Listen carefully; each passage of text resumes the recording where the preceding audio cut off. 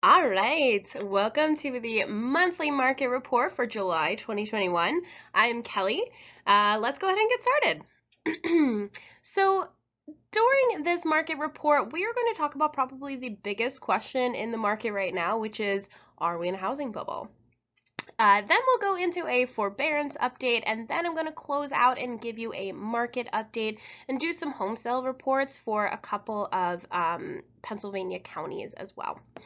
So with that as a background, let's go ahead and get started, and I will share my slides here.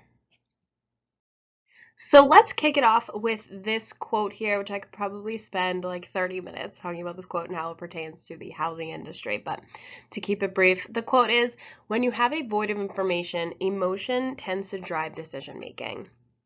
So as you can probably imagine, there's a lot of this going on in real estate right now. We're seeing people that are maybe misinformed, maybe don't have a handle of what's really going on in the market, and they're making decisions based off of their emotions. They're thinking, or they are, thinking about things or scenarios that might happen based off their emotions. And one of the questions that they might have is, are we in a housing bubble right now? And as we kick off this monthly market report, I want to address that question, and I want to start with really the validation of that question, because it is a valid question. And what we know is that home prices have increased this year. We know that. They're increasing quickly too. And the rate by which they're increasing each month is going up. So this is a slide from CoreLogic, leaders in data. They are showing year-over-year price appreciation and how that's accelerating. So we started off this year, year-over-year in January and February, 10% appreciation. You see that there. If you remember back to last year, we saw 10% appreciation and a lot of appreciation on real estate, and each month it kind of piled on top of that. So it's a valid question as people see this appreciation, and the question that they have is, how much is too much? Is 20% enough, or too much? Is 25% appreciation in the market too much? So first, before we get into this, when we talk about the housing bubble, the first thing we want to start to look at is, what are the loans that are being made available to home buyers right now? Are they risky loans that are in the market like they were back in 2008, 2006 to 2008, back in the housing crash? So I will start off with this quote here. There are marked differences in today's run-up in prices compared to 2005, which was a bubble fueled by risky loans and lenient underwriting. Today, loans and high-risk features are absent, and mortgage underwriting is prudent. Now, the Fed just came out and said that, back in 2006, there were 376 billion. That's the number that was originated in this country with a credit score of 620 on a mortgage loan. Now, compare that to last year when it was 74 billion, which obviously still, sounds like a lot, but comparatively speaking, mortgage originations with a 620 FICO score or lower were, again, in 2006, 376 billion versus 74 billion in 2020.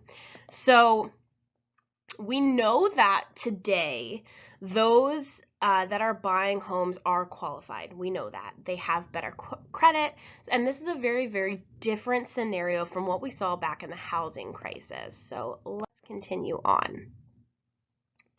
Now, coming out of Harvard's most recent State of the Nation's housing report, they say this: these outsized increases have raised concerns that a home price bubble is emerging. However, conditions today are quite different than in the early 2000s, particularly in terms of credit availability.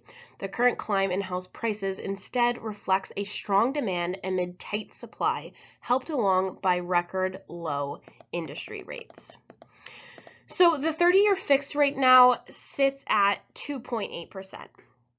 we know last year it hit a new low 16 times, and people go, you know what, as these house prices grow, they're being fueled by this lack of supply, and oh, by the way, there's also amazing interest rates right now. But let's take a look at credit availability using NAR's Mortgage Credit Availability Index. And this is what that looks like. So the way you read this index is that the higher the number, the easier it is to get a loan. And what do we know even most recently, but certainly comparing back to the housing crisis, what we know is that we are nowhere near where we were in this country relative to credit availability. Even in the last year, mortgage products have left the market and credit has tightened with regard to mortgage credit. So what we can confidently say is this. Back in the housing crisis, demand was inflated, where today, demand is real, and people are buying homes that they can actually afford.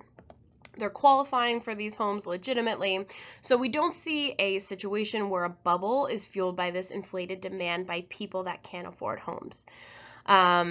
You know, back during the housing crash, there were people who were just kind of saying like, hey, I make X amount of money and I'm going to go out and buy a home for X amount of money. And that's not happening today. So this is one area where we can confidently say that things are dramatically different. All right, so let's talk about the second area, which is mortgage debt and affordability. And what I want to show you is the Fed report on the household debt service ratio for mortgage as percent of disposable personal income. So, disposable personal income is the money you have left over after you've paid your taxes. So that's your money. And what you can see in this graphic is at the height of the housing crisis, the mortgage or the household debt service ratio was 7.21%. Where we stand today is just under 3.5%. This is in a better position than going all the way back to, as you can see, the 80s. And you can just see that visually.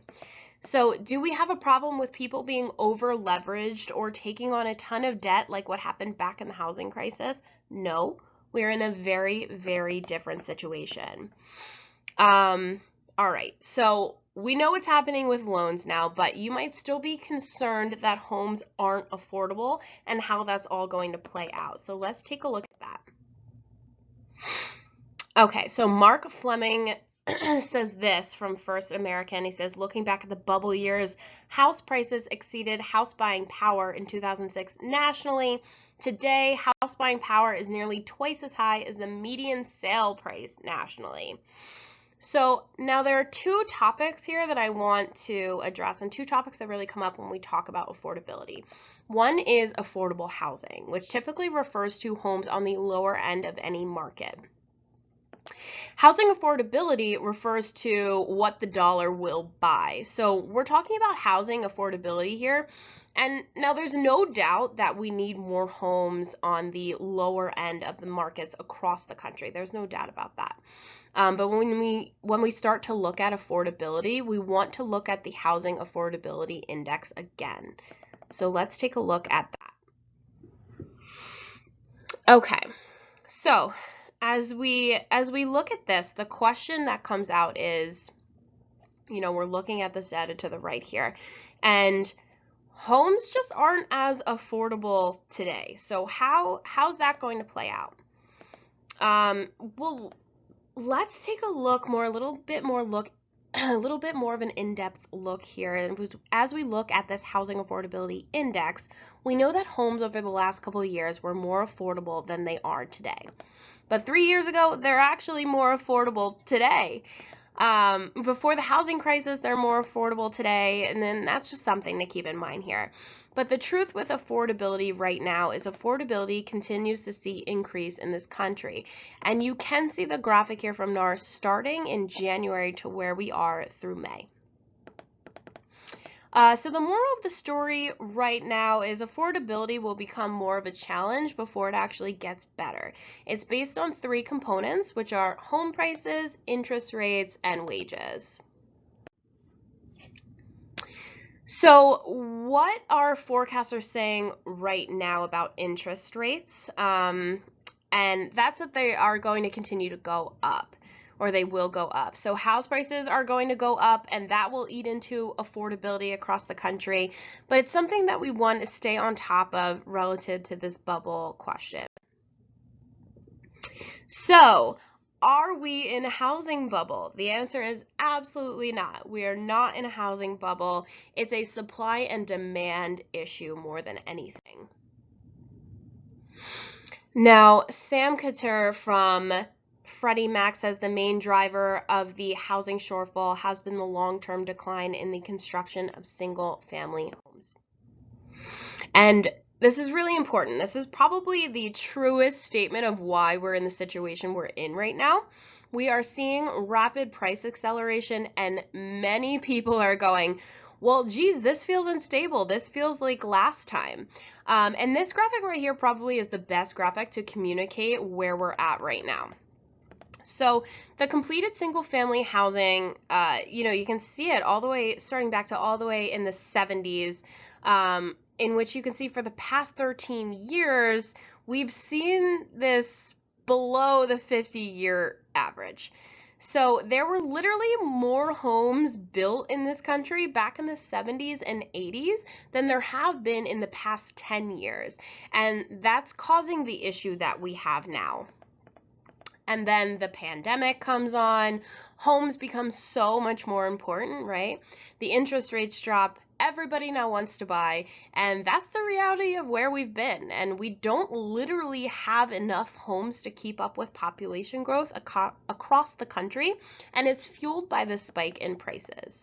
So as we start to look forward to the rest of the year, we're going to bring you what those forecasts are.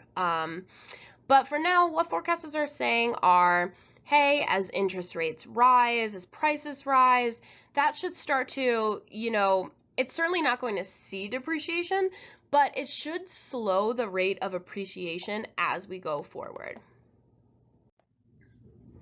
All right, so now let's talk a little bit about forbearance. Are we going to see a wave of foreclosures coming to the market? Let's take a look at the latest updates and data and see what we can find out. So I want to start with a look at where experts originally projected forbearance would be. So originally, experts said 30% of all mortgages would go into the forbearance program, and all of those would lead to foreclosures. Now, what we know in reality is that that number topped out at 8.47% of mortgages, and today it's down to 3.5%. Now that 3.5%, that actually equates to 1.86 million mortgages. As you can see, the blue bars over on the right is putting that into context, and that's really great progress from where we started with nearly 5 million mortgages in forbearance in May of last year. So that is swift and pretty steady decline over time. Now I want to stop here for a moment and talk about what happens when homeowners exit the forbearance plan. This is the most current data as of July 11th of this year. And what this pie graph shows is that the green and this greenish blue section, the majority of homeowners exiting the forbearance plan are walking away just fine. That's what that part of the pie graph shows. They've either come current on their payments, or they've worked out a plan with their lender, maybe something like a loan deferral or a loan modification, something that they didn't have the opportunity to do in 2008. And what you're going to see over time is that that bluish green section is going to continue to get a little bit bigger, and that's because more people are working out plans with their lenders and trying to keep their home and are succeeding in doing so. So that's a huge differentiator there. And we may still have an issue in that red section there. Homeowners are leaving the forbearance plan without a loss mitigation plan. So, we might still have an issue in that section there. But the good news is that nearly 87% of homeowners in the forbearance plan have at least 10% equity. So what does that mean exactly? This means that those homeowners can sell their home, protect their investment, and avoid the foreclosure process. This is huge. And in reality, experts are saying that the number of homes that could still go to foreclosure is roughly 200 to 300,000 mortgages. So my heart definitely goes out to anyone who does end up in the foreclosure process. Obviously, never want to see that happen. However, to put that number into context, it's vastly different than where we were in the last time around. So this quote says, between 2006 and 2014, about 9.3 million households went through foreclosure, gave up their home to a lender, or sold in a distressed sale. 9.3 million households. That's a tragedy. That's something we never want to see again ever. And in reality, we're talking about 200 to 300,000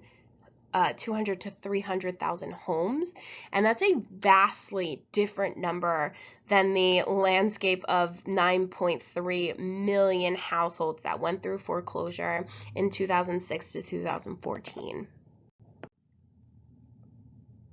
So another industry leader here says the likelihood of us having a foreclosure crisis again is 0%.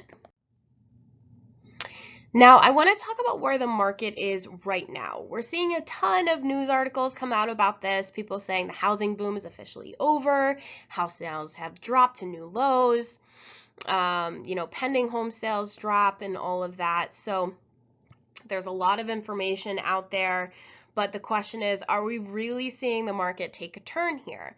So what I want to give you is just a little perspective on that and take a look at just exactly what's happening and review the second quarter relative to buyers.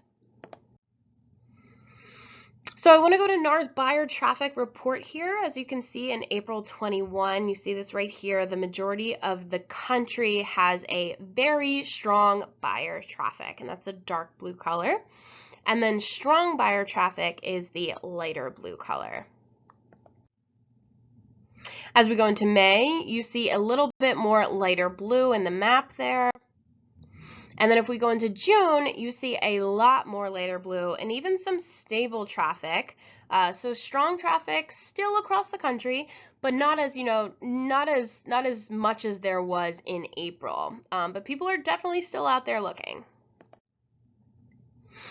So I'm not trying to say that we are in a situation where we're going to see less multiple offers, but maybe not as many people competing for a home as more inventory comes back into the market. So you can just see it right here as I pull up all three of these on the screen where we come from April, May, and into June. We can definitely say that there is less buyer traffic. And the question that always comes up is this just seasonal? Is this just something that happens during the summer? So to that question, I would say this. So, before we go in and we start saying, geez, the bottom is falling out and all the buyers have left, let's remember that we are still ahead of where we were this time last year. So no doubt we're seeing less buyer demand, but we're still ahead. So there's two things here. Number one, is this seasonal? I think there's probably some seasonality to it this year. I mean, folks couldn't take a vacation last year, and this year, they might be taking one. They might be still being cautious, but they're probably going to take two when they can. But so that's another contributing factor at play. But then there's also rising home prices, right? That's another factor. So you see here as of May, the year-over-year house price appreciation. The FHA says 18%, CoreLogic says 15.4%, Case-Shiller says 16.6%, and a lot of buyers right now are saying, my gosh, these prices are going up so quickly. I'm just not sure I want to continue on with this home buying journey. And my message to buyers right now would be this. Buyer traffic is slowing. So if you are a serious buyer, now is the time. Now is the time to really get in there, start looking at houses because, like we just said, traffic is slowing. There are less buyers. Maybe buyers have sort of gotten frustrated by the market. Might just be a seasonal thing, but at the end of the day, you know, buyer traffic has slowed. So if you are a serious buyer, if you are looking to buy, now is absolutely the time. And it doesn't mean that you're going to walk into this situation where it's a buyer's market now. I'm not saying that at all. But what I am saying is that buyers are in a much better position than they were even a few months ago. All right, so taking a look at this quote from Lawrence Yun, he says, given that the sales activities are coming down, we may be sensing some turn in the market. We're seeing less prevalence of multiple offers, but it's still a seller's market, no doubt. Still a seller's market, but people need to be very cautious on how they price their homes to attract buyers, knowing that these sales activities are declining somewhat. I just wanted to show you this chart that kind of gives you an overview of a buyer's market versus a seller's market. And as you can see in today's market, we are still in very much a seller's market. All right, so I will end with this one last quote from Lawrence Yun. He said, at a broad level, home prices are in no danger of a decline due to tight inventory conditions, but I do expect prices to appreciate at a slower pace by the end of the year. So this is a really great summation of the market.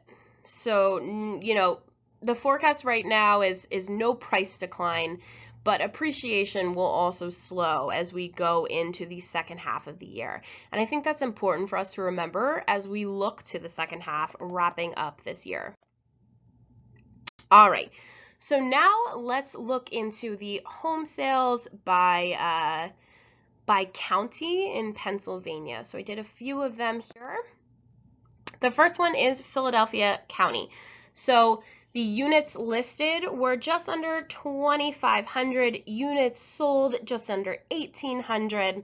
The listed median price was about 270 grand.